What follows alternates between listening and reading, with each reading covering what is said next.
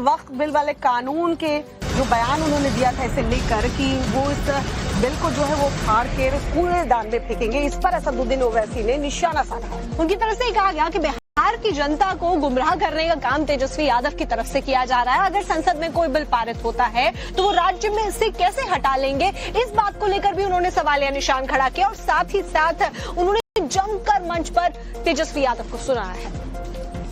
बता देना चाहते हैं कि सरकार बनेगी तो वक्फ बोर्ड का कानून का जो बिल है उसको पूरे दान में तेजस्वी फेंकने का काम। वक्फ का कानून पार्लियामेंट में बनता है ना, देश के लिए बना पार्लियामेंट में। बिहार सरकार ने तो नहीं बनाया। अगर बिहार सरकार बनाती तो दूसरी सरकार आके खत्म कर देती। मैं कह रहा हूं कि वक्फ का कानून काला कानून है। ये कह रहे हैं हम आएंगे तो कानून को बंद कर देंगे। कैसा बंद करेंगे? अरे पूरे देश का बना हुआ है बाबा। अगर तुझे नहीं मालूम तो कोई वकील को बिठाकर सुन ले, समझ ले, उसके बाद बिहार में चुनावी सरगर्मी है और इसी बीच ईओयू की तरफ से बड़ा एक्शन लिया गया है भारतीय जनता पार्टी के ऊपर, आरजेडी के ऊपर और कांग्रेस के ऊपर। दरअसल आर्थिक अपराध इकाई ने 3 दलों पर बड़ी कार्रवाई की है। बीजेपी, कांग्रेस, आरजेडी पर एफआईआर दर्ज की गई है। डीआईजी मानवजीत सिंह ढिल्लों का बयान सामने आया। धार्मिक और जातीय द्वेष फैलाने को लेकर ये कार्रवाई जो है वो की गई है। प्रक्रिया को लेकर जैसे कहीं पर भी वो आ रहा है कि यहाँ पे इतने लोगों को प्रभावित किया गया। हम लोग स्थानीय लोगों से, वो स्थानीय जो हमारे सोशल मीडिया सेल्स है वहाँ से पता करवाते हैं कि इस तरह की कोई वहाँ पे सूचना है कि नहीं है। तो अगर वो फेक इन्फॉर्मेशन निकलती है तो उसको हम लोग टेक डाउन करवाते हैं।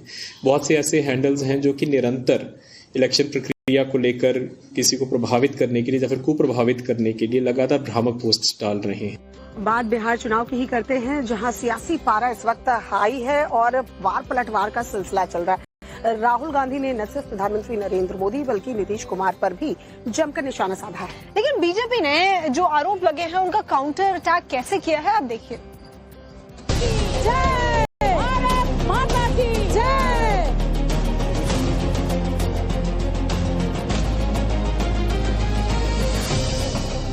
बिहार की लड़ाई, नेताओं का जोश हाई। राहुल का प्रहार, बीजेपी का तगड़ा पलटवार। जैसे जैसे बिहार का चुनाव नजदीक आता जा रहा है, रोमांच और बढ़ता ही जा रहा है। नेता एक दूसरे पर जुबानी हमला करने से बाज नहीं आ रहे हैं। मुजफ्फरपुर में राहुल गांधी ने बिहार की नीतीश सरकार के साथ पीएम मोदी पर जमकर हमला बोला। अगर आप कहोगे नरेंद्र मोदी जी आप ऐसा ड्रामा करो वोट के लिए, वो कर देंगे। जो भी करवाना है करवा लो। मैं कह रहा हूं आप उनको कहो कि देखो भैया हम आपको वोट देंगे, आप स्टेज पे आके नाच लो, वो नाच लेंगे। नाच लेंगे, कह रहा हूं आप कोशिश करो। मोदी जी आइए, स्टेज पे आइए, भाषण मत दीजिए, डांस कर दीजिए, हम आपको वोट देंगे, देखना कर देंगे। जो भी करवाना है करवा लो। अगर मोदी जी को ड्रामा करना है, छठ पूजा का ड्रामा करना है तो पानी आ जाएगा, वीडियो कैमरा आ जाएंगे, साफ पानी, और उसी के 10 गज दूर हिंदुस्तान की सच्चाई। एक तरफ नाटक, अंबानी अदानी का हिंदुस्तान, नरेंद्र मोदी का ड्रामा, और दूसरी तरफ हिंदुस्तान की सच्चाई, गंदा पानी, बीमारी।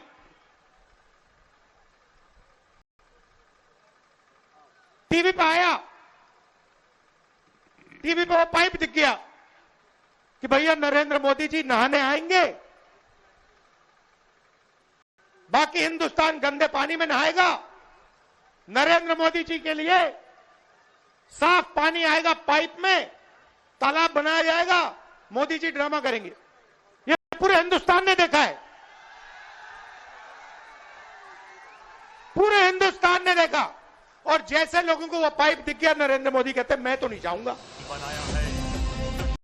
वहीं राहुल गांधी के बयान के बाद बीजेपी नेताओं ने जमकर पलटवार किया। बीजेपी नेताओं ने कहा कि ये हार की बौखलाहट है। छठ मैया का अपमान करना, ये डिप्रेशन में चले गए। और आप छठ पर्व के बारे में जिस तरह से ये कर रहे हैं, इसको कभी बिहार की जनता सहन नहीं करेगी। छठ पूजा के लिए जिस प्रकार के शब्दों का प्रयोग किया है, पहले गंदा पानी और उसके बाद ड्रामा शब्द का प्रयोग, ये जन जन से लेकर प्रधानमंत्री जी तक की इस छठ के महापर्व पे जो आस्था है, उसके ऊपर जो आदत से मजबूर होकर राहुल गांधी जी ने निंदनीय बयान दिया है, उससे बिहार की जनता स्तब्ध है और आक्रोशित है। जैसे जैसे चुनाव